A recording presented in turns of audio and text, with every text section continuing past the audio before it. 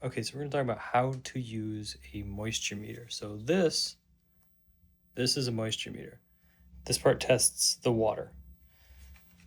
This is to see how much water there's there. So we're gonna put this in. This plant is actually pretty super dry right now. So you can see as we're going in, it's at 0.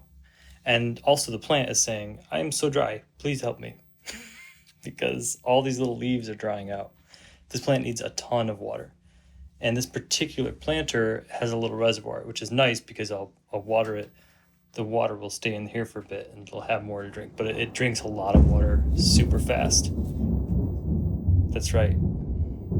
That thunder is the plant and it's very angry.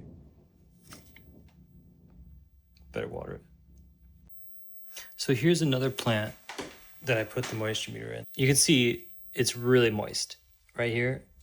So as further we go down, you can see it's getting pretty wet. So I don't need any more water in this thing. But here, this more dry soil, which is at the top here, you can see this is the way it's darker, this lighter.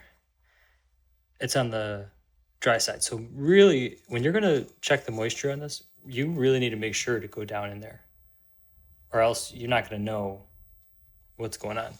So that's why sometimes your finger might not be the best, because if you have a really deep planter like that one, then the top of it might not actually be accurate to how wet it is further down. Okay, so here's some water. Here's the moisture meter. I'm gonna put this in there.